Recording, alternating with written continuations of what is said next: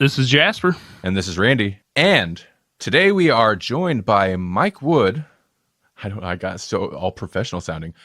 Today we're joined by Mike Wood of the Grind Bin Podcast. Hey, Mike, what's going on? Hey, what's up, guys? I'm finally on your end. Dude, this has been a long time coming. Jasper, what are we talking about? Tell us a little bit more about this movie. So it's 1971 was when The Vanishing Point came out.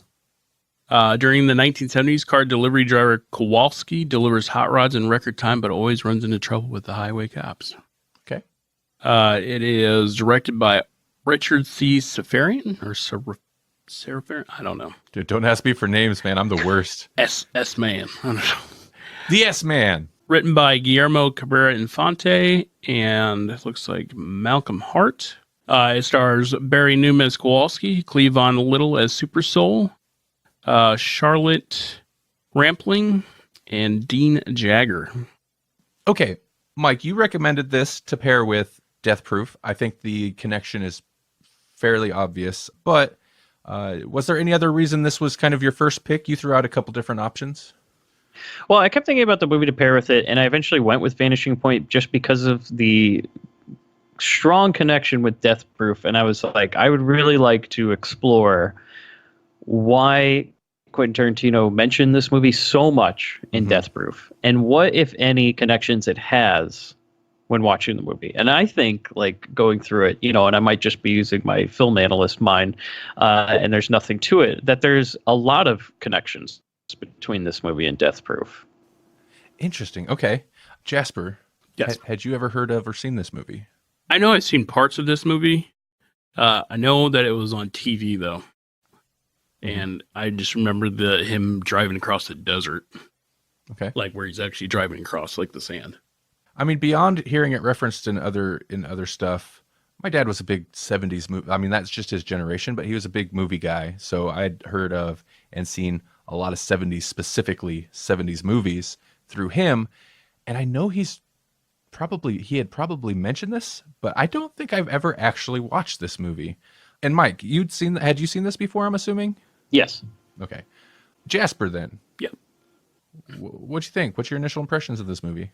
It actually, at first, was a little slow for me, but actually, I think this movie progressed into something that I really was entertained by. The big thing being the guy at the radio station is kind of like narrating, but it's not really, like, they're not even supposed to know. It's a very weird thing with him. Yeah.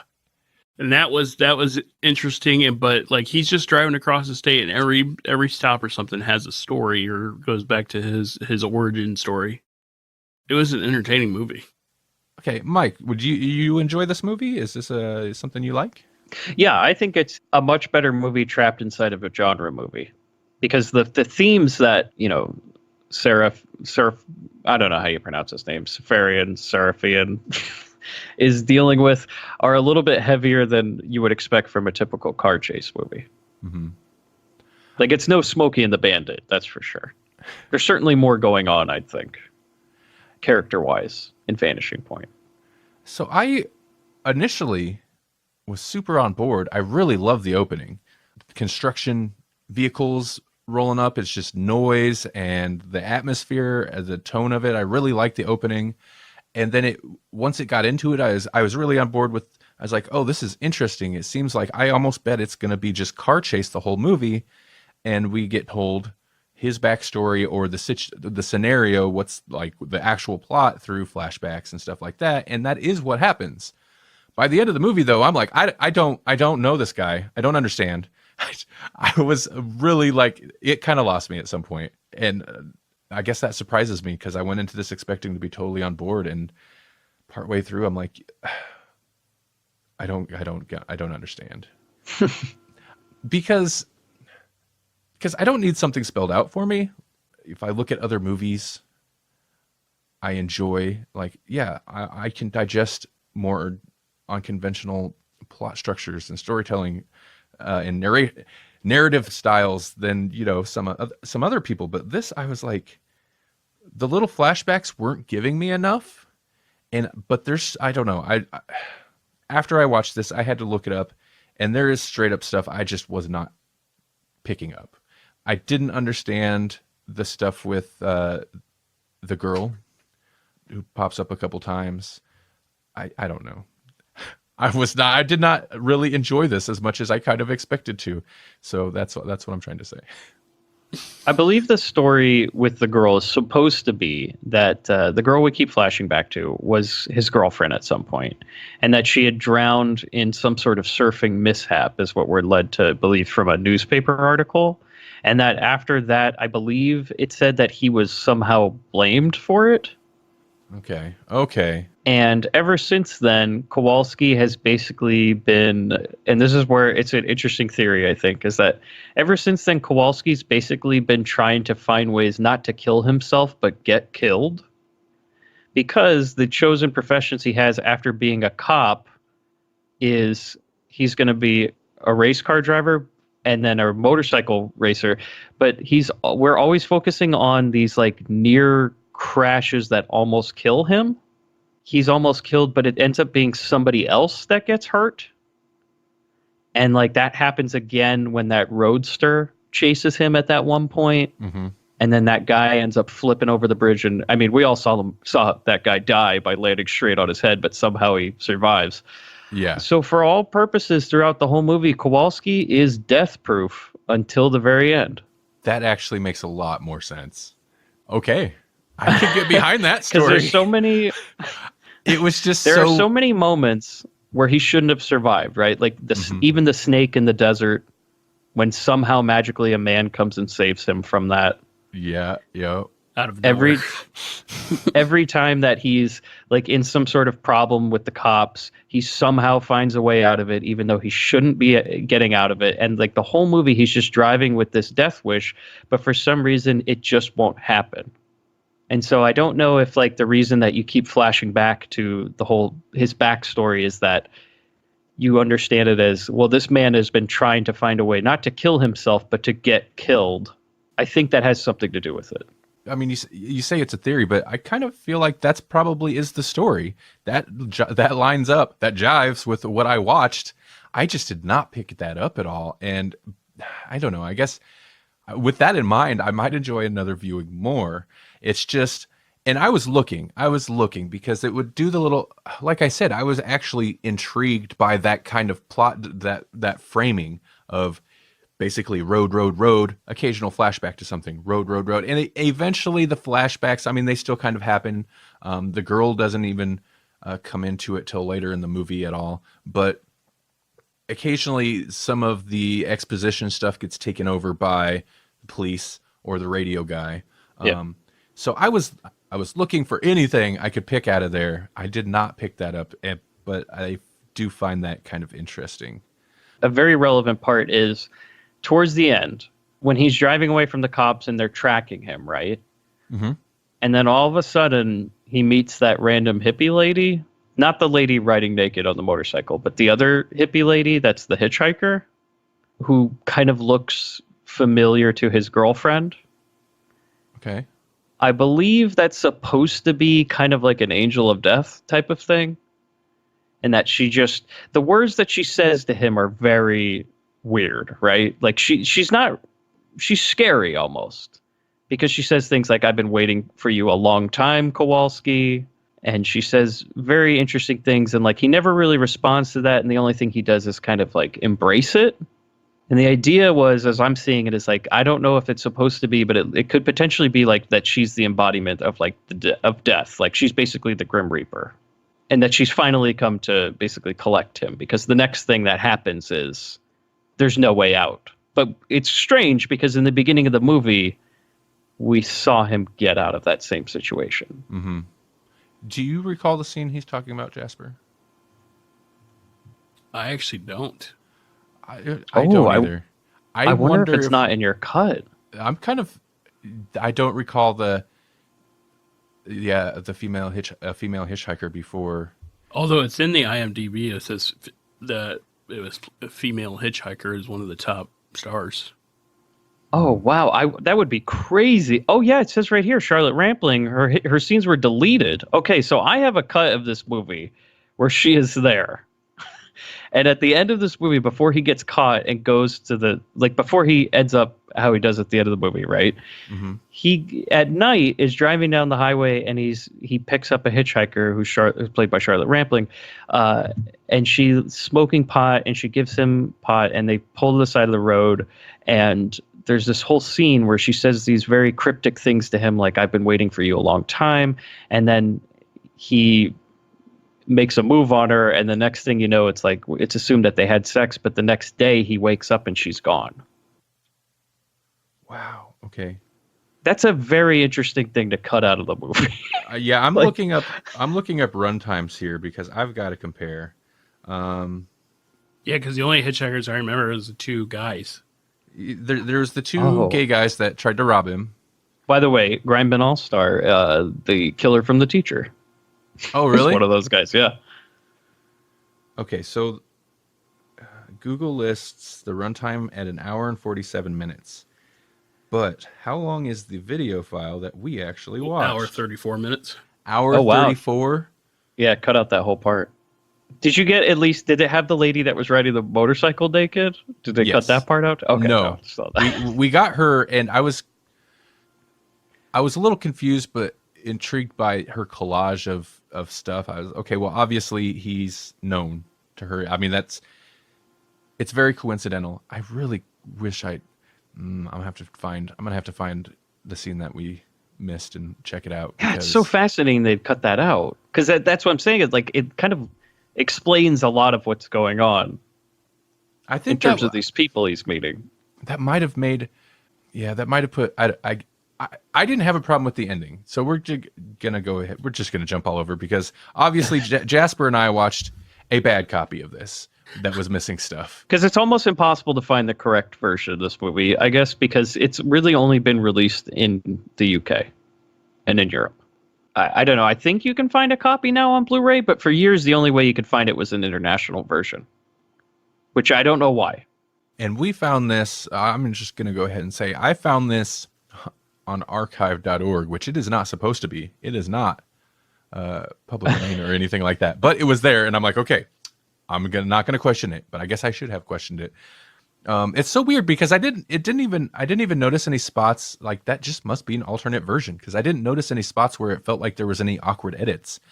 I mean, this isn't Avengers Endgame, but I didn't even notice any spots where stuff would have been missing. It's like I didn't, notice any odd edits that felt out of place. So the art house aspect to the story itself just hadn't really occurred to me.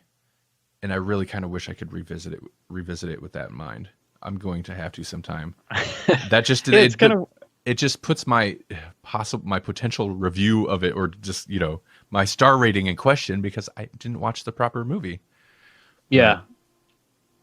Anyway, no, when you kind of look at it and you see because Super Soul is almost like like a Greek chorus, almost, is that he's kind of leading Kowalski throughout the whole movie, even though, and it's very weird that somehow they're able to talk to each other.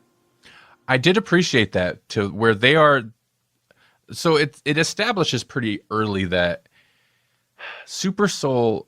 So listener, if you have no idea of anything we're talking about, he's a radio DJ. He's a blind guy, and he gives Kowalski, when you say it out loud, it sounds even crazier. He gives Kowalski kind of advice or directions through the radio, but not like a two-way radio. He's a radio DJ.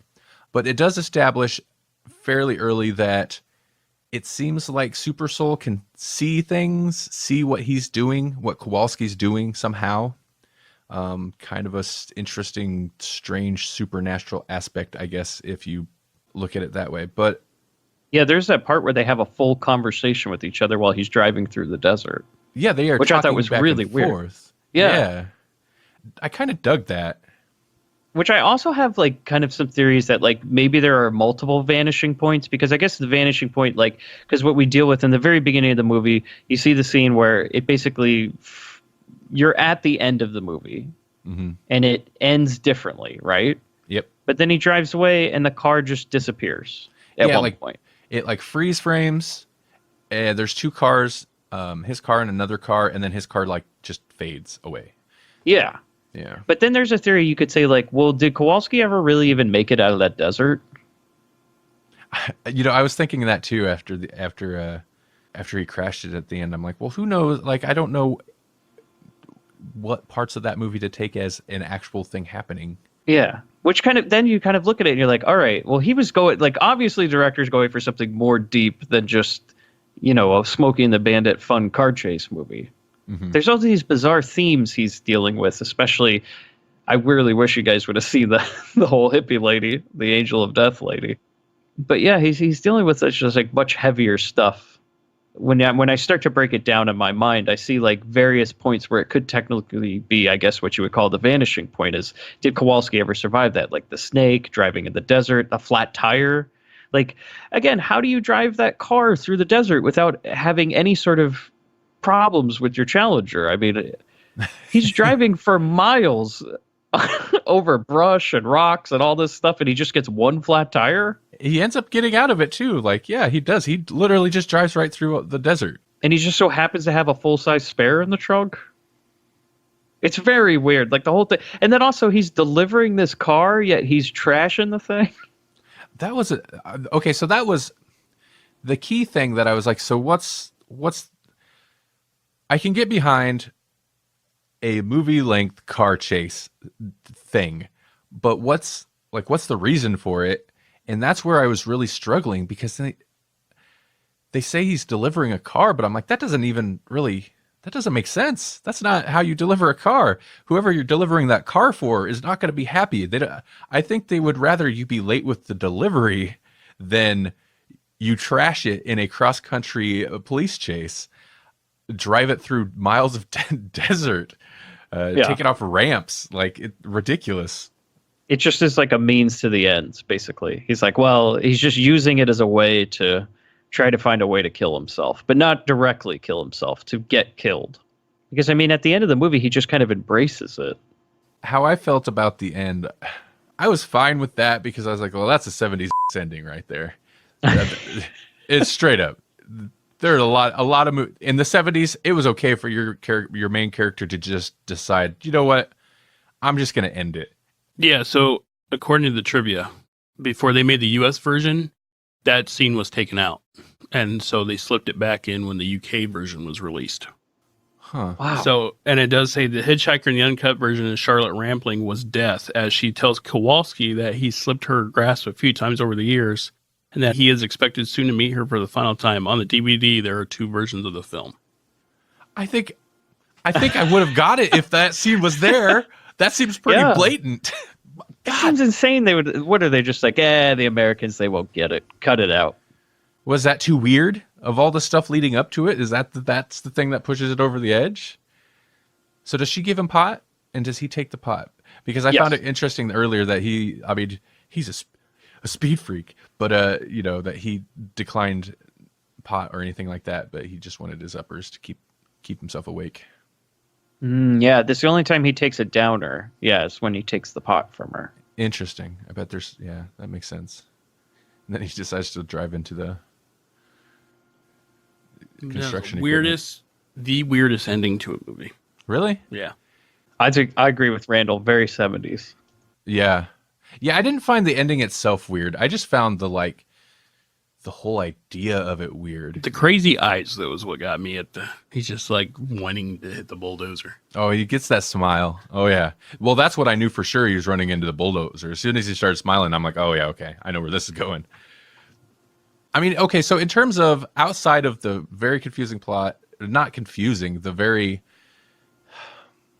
outside of the plot, we'll say, the theory, the ideas behind it, I think this is a pretty good looking movie. Okay, so we watched the whatever edited version of the movie through the US version, somewhat illegitimate means, but even the copy we watched, it looked good. I was like, this has got a good picture. It looks nice. The production was decent. I did love seeing fast cars actually driving fast. It's just something that when you think about it, you don't, even in modern action movies, you just don't really see it. Like, those are actual cars just hauling. It's not the cheesy kind of like sped up footage where it's slightly sped up so they're, they look like they're driving a little faster than they actually were driving. And it's not, obviously, it's not like any kind of effects. It's just a lot of times those cars are hauling.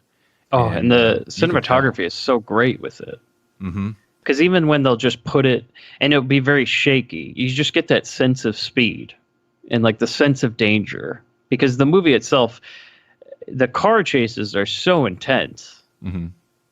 And yeah, the sense of speed is there that you rarely get in movies. Because a lot of times, you'll watch these like movies today and there's like a lot of stuff going on, but it's almost like too dense sometimes to get a scale of what's exactly happening. And just the idea of like putting a wide lens on your camera and filming this car going down a long country road or through the desert. And you just get that sense of speed with it just going behind it, the low angle, it just everything about it is like a lovingly created car chase, which I think is definitely emulated in Death Proof when we get into that. Yeah. Well, and I think in movies we've covered in the past on the show, in more modern, I mean, at this point, not even modern movies, but in more modern movies, to really like kind of impress me in that same way, it usually takes a stunt or something that looks dangerous. And that's what I'll say. Like, I think even, God, it was a god-awful movie, but the Transporter, I want to say there was a couple stunts in there that I was like, that actually looked kind of dangerous. Like, somebody almost got hurt. That's what it takes. And in modern movies, like it has to look like the stunt almost went wrong for it to really sell it for me. But when you're filming a car just driving that fast, it looks dangerous because you're actually driving that fast. So the driving is pretty impressive. The stunts, there's a couple jumps and stuff, but I mean, just weaving in and out of traffic and flying through ditches and stuff it was good. I was pretty impressed with all the driving in that respect. And stylistically, there was some, like, when he drives out into the desert, they cut to the shot a couple times where it's like a front-on shot of his face and the camera. It's strapped onto the hood of the car or something, but it's super shaky, where they really embraced it. And it even kind of, there's like the screen almost whites out a few times, where it's just a flicker light. Yeah. I enjoyed that. I appreciated that. There's definitely some interesting stylistic decisions going on there. My thing with the chases was like, it was actually for like a 70s movie, Oh man. Well, I mean, no, like 70s movie had some of the best chases. Yeah, I mean, I actually never seen Smokey and the Bandit, by the way, but I don't like the look I'm getting. But anyway, No, that's okay. But I'm not wild about those. But that's just me. But yeah, I mean, like you were saying though, like with the way the cinematography and stuff was, like you felt like you were in the car with him, But I was kind of laughing while reading the trivia that they had 7 of that same car on loan from Chrysler, and they only got 1 back. I believe it, man. Yeah. Oh yeah, that scene when he was chasing that guy in the Roadster when they're having their little duel. Oh my God, man! They're going like over 100, like smashing into each other, and you could tell, yeah, there must have been multiple takes where one of those cars was just undrivable by the end of one of them. That's a hell of a jump that guy takes towards the end of that chase. I'm glad you mentioned it. You said it like you did earlier. Like we seen what would have been that guy dying. There's no way. Like that's a convertible. It landed. I seen the helmet on the guy as it like connects to the ground. I'm like, well, he's dead. Then he gets out. Yeah. You clearly see the helmet hit the ground, just flush on the ground. Yep. And then it cuts to the car turned over, and he's like, "Yeah, I'm fine." I do appreciate that that Kowalski, our main character, every time someone else crashes, although if he was really that concerned, he maybe would not constantly swerve in and out of traffic because somebody's probably going to die anyway. But anytime somebody crashes, he stops and like either gets out or waits to see if they're okay. He did it when some of the cops, the first cop that fell off his bike, he like stopped and waited till he knew the cop was okay before he took off again. And same with the convertible guy. He actually stopped and ran out to see if the guy was all right down there. Yeah, it's interesting, like what his ultimate motive is for doing that. I think that was essentially my hang up. I was like, why is he doing this? Some things, like I said, after the fact, I looked at some stuff, because I was just so kind of confused. and even in looking stuff up, I found some conflicting stuff. But I think some people are like, he's just a speed freak trying to get his thrills, and that's what his motivation is. I'm like, that still doesn't really. I guess maybe, but that still doesn't really seem in line. Like, he seems driven. No pun intended. He seems driven. Like, this seems important to him, and I couldn't understand why. Yeah. I guess it well, makes would have more sense if it's kind of almost a Jacob's Ladder journey thing he's got going on. Yeah, would have helped if they didn't cut out your scene. So right. See, I'm not stupid. They just, I was withheld information. Yeah. Apparently, American audiences are too dumb to watch that scene, so they cut it out. That makes so much it makes so much sense to have it in there. Why? I mean, yeah, I'm real curious if I would have really kind of picked up on that angle more if it was in there. I mean, if you're gonna cut anything out, you could cut out the part with the naked lady on the motorcycle, because I mean, nobody would do that in real life. That's leather. It's leather. I was thinking about that. Out in the desert. Lady, what are you doing? Riding around on a motorcycle naked in the desert. Seems like a terrible idea. It's the worst idea ever. Also, okay, so the whole context of, where it's much more art house than I was expecting kind of changes things, but a few things I was thinking going through this, I was like, for one, it seems like, I didn't imagine there were so many just random weirdos in the desert. Like, you just come across some... Have you spent much time in the desert? Or? Nope. I haven't. So maybe there are. Maybe there are. Yeah, I don't think there. It's a good point. The whole business with that. What did they call it? The healing, basically the religious group. The faith healers. The faith healers. Yeah, that's what they called them. Out in that was very strange. Especially their leader. The deacon guy was indeed evil. Well, he was intimidating and odd and off-putting for sure. My question is, does he ever get his coffee and beans? Yeah, seriously. Yeah, because the guy was just like, "Yeah, you'll get him." Yeah, I was like, he's like, "Yeah, is that now or I gotta wait?" But apparently, they upgraded from snakes to music. Yeah, it's okay. They don't need the snakes anymore. They got music. What were they doing with the snakes? Yeah, that was definitely, I thought, a big comment that they were making. Mm-hmm. Is that the power of persuasion was in the music of the time, I guess. And that you can create a message. I guess maybe commenting on, because again, this is 1971, so we're talking, Vietnam War era, reflecting back on protests and stuff. I think maybe the idea that music had been used as kind of a message for a counterculture at that point. Man. Jasper, we're blowing this movie. Imagine what our review would have been if Mike wasn't here. I think we would have had it all wrong. It would have been a straight cut. Just. Oh man, I'm glad. So, everybody, welcome, Mike, our new co-host. He's here to make sure. No, he'll just be our fact check guy. We'll check in with him before every head of information. So here's our take. Did we watch the right cut? Yeah. Okay, well, I don't know. That definitely puts a much more interesting angle on the movie. That said, it drug on a little bit, maybe, for me. Oh, yeah. 70s. Yeah. It drug on a bit because you can do a movie-length car chase, and it's not even that because the second half or so, it feels like it does kind of, he, for the most part, keeps driving almost the whole time. But it seems like it does, the cutaways from him to, the radio station or police officers. Oh, that reminds me of one of my favorite lines out of it that I'll have to look up here. And it does do the cutaways more frequently, I think, in the second half. So it doesn't necessarily feel like it's just driving nonstop. But you can do that for a whole movie and have it not get boring. But this movie kind of drug on a little bit. It was a little dull in parts. It's a movie you could do laundry while watching, Yeah. You're not gonna as long as you catch the car chases and some fun stuff. As long as you can hear it, you know what's going on. But yeah, it in typical 70s fashion and 60s, I guess, takes its time. It's in no rush.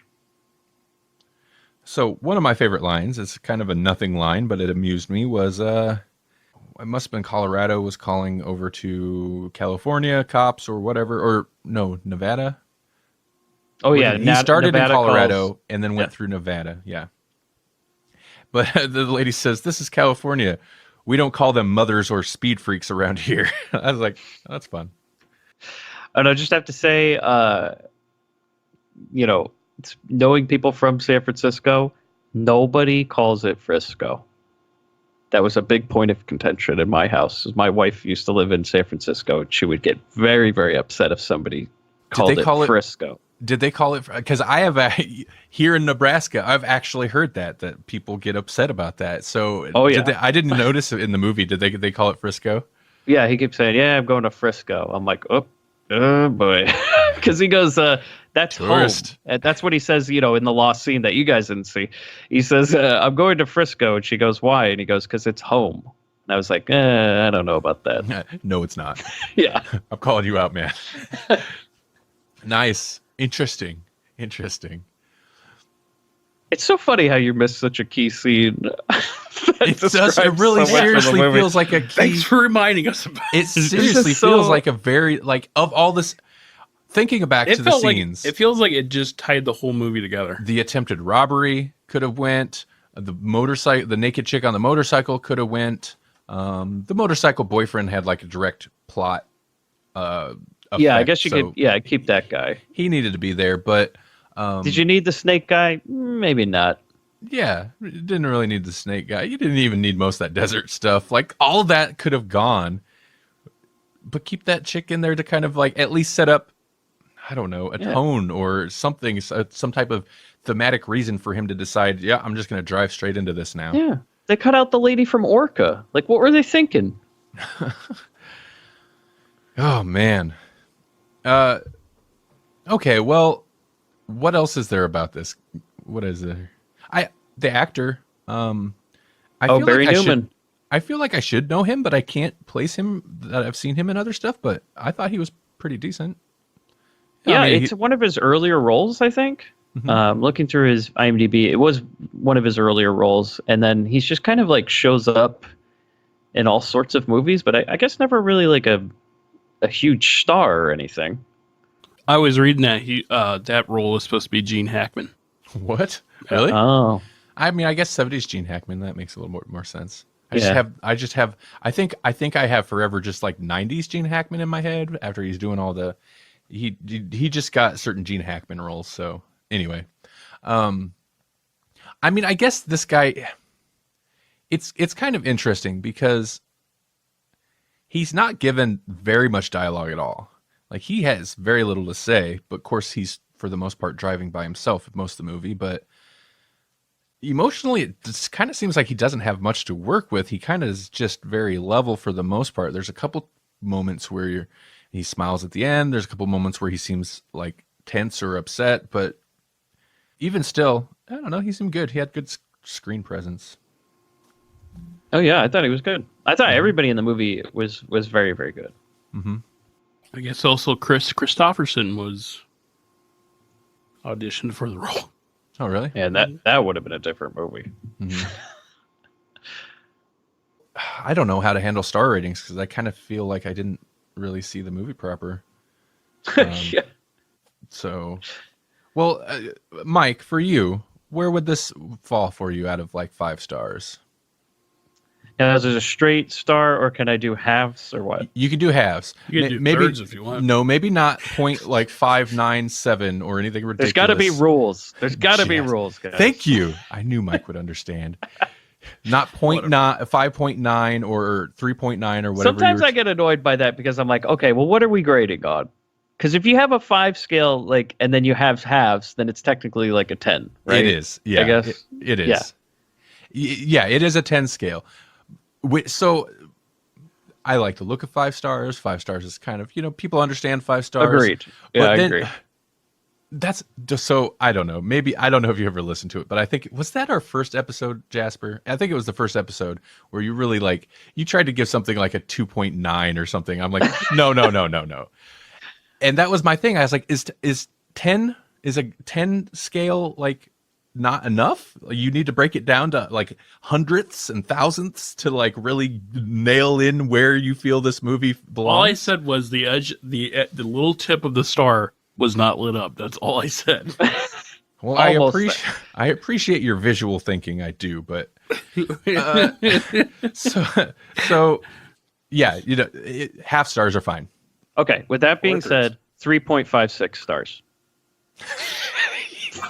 You had to do it. Oh, you know what? I'm okay with that. What the? I knew it.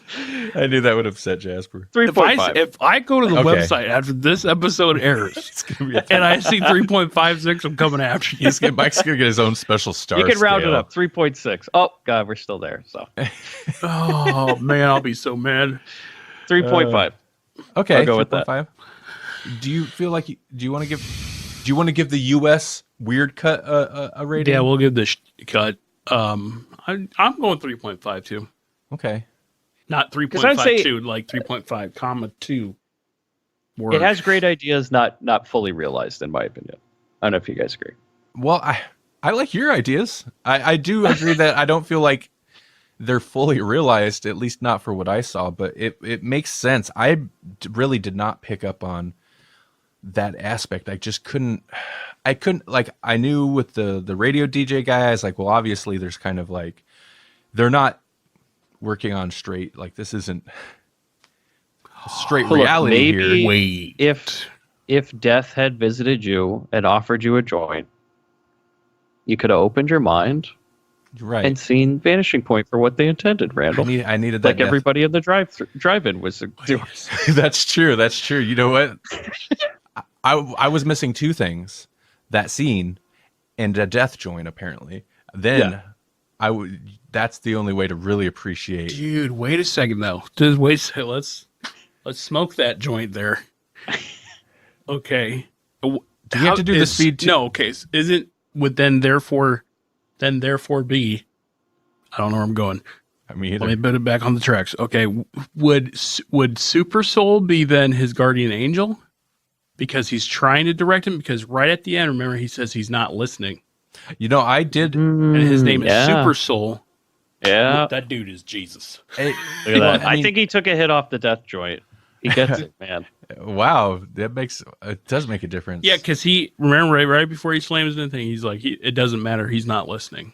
No, I did find that interesting. Yeah, for sure. Well, and even, I mean, in This- that context, The movie has a message. Sorry, wow, Jasper.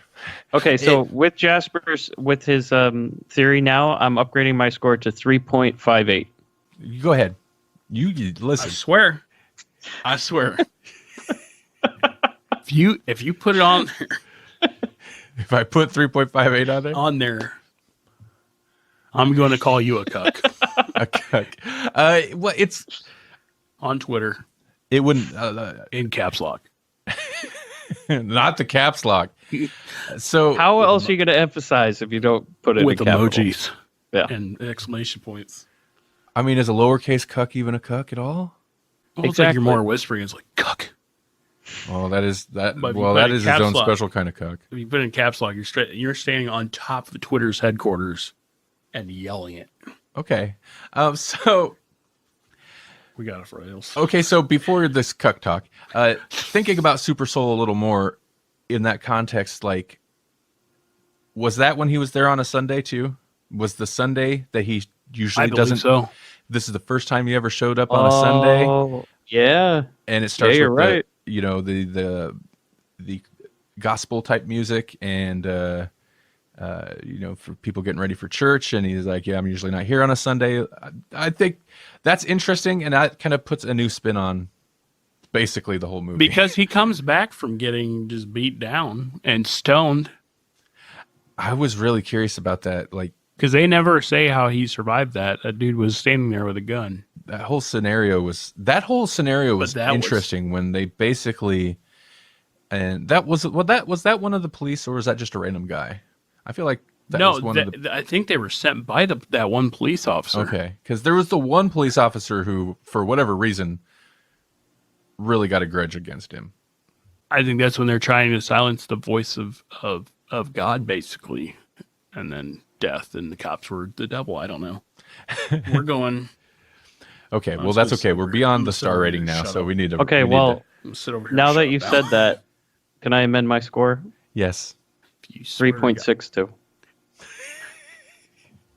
See, no, you're gonna hit Jasper territory like I do. At this point, I'm just like Jasper could tell me whatever he wants. I'm just I gonna think- round it down and then put what I've. I think at this point, between your editing of other podcasts, podedit.com, but Thanks. Would you just Nice if plug you play right there. graphically, Yep. if you graphically enter 3.62, coming after you. You have You- to if change you- the graphic. If So you wait, color when the star, Jasper- I'll have to do. I set all that up. That's not even a plugin. I'd have to go in and actually. I'd have to go and find or make new star graphics or new star like PNGs with the sliver of a 0.67 or whatever. Figure all that junk out. So And then you're I'd have telling to- me when Jasper gave that movie a 2.9, you didn't do that for him? no, he made me put it back down. Oh no, it was upgraded to 3. Yeah, if it's a 2.9, it's going 3. Yeah, Man, I don't know if that's genuine. it's not. But you know what? Did you It at least doesn't- put an asterisk next to the 3? That would break it. It would break the site. I don't have that functionality in there. I'm kind of going to Jasper's side told- now. That's I told want Ja- the score to be in millions. Like, I want to be able to do in any denomination You possible. really would have fine-tuned that. I want to see in the star. I want to see half the star, then 0.2 written in the star. Yeah, actually, can I amend my score? I want to make it pi. Can you just make it pi for me? 3.14 and then make it go on forever? Just a big star and then little stars. I'm sorry, Randall. I know I'm breaking the rules. Oh, you sound sorry. You sound real sorry. You guys know there's just not going to be any ratings. He's like, you know on what? this I'm episode sorry now." for breaking the rules. No way. Okay. Well, Randall, we didn't even get your star rating. What do you think? Oh, that's because I'm really okay. So Go with the death joint. Like, think in your heart, Randall. What is the death joint telling you the number should be?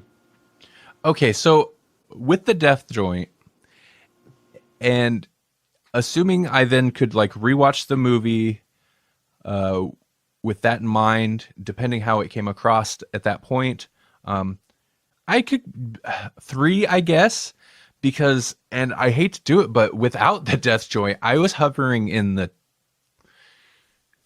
2.5. I guess 2.5. 2 feels harsh even for like how it struck me initially. 2.5 range, but I would go up to 3, or maybe I'd come up to around where you guys are at 3.5 specifically. Like you said that 3.5 specifically. Specifically at 3.5 0 exactly. So no, yeah. Okay, so without the death joint, I'm gonna go 2.5, but I'm saying like, yeah, if I could rewatch it with kind of that theory in mind, could actually see that scene that was cut out, yeah, I'd go 3, I guess, because it's still long. I think even with the death joint, it's still a little long, but what's there is good. And if the kind of more baffling stuff is less baffling, or at least I could read into it more, yeah, that would definitely improve it for me. Well, okay, hold on. One more thing. What happened if the death joint is what finally locked him into dying? Well, You- maybe. I mean, you know? who knows? Like, It's because he took that downer. yeah. Hey, man, you're out on a bunch of benzies. You got to keep it going. You can't be taking no downers. That's what happens when you take it. This was an anti-marijuana movie, is what you're saying. That's why it was cut out Drop of. the marijuana, do the cocaine. You know what I'm saying?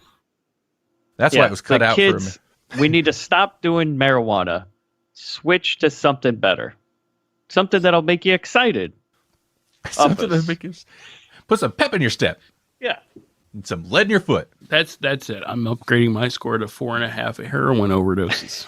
4.5 heroin overdoses. I don't even know how to depict that visually. I don't think. guess we, just I don't think needles, we but- want to if we don't want to be flagged again. Oh, that's true. Well, we just wouldn't put it on Someone Patreon. had to get handy Okay, with so, the nut safe so for to work bookend tag. this.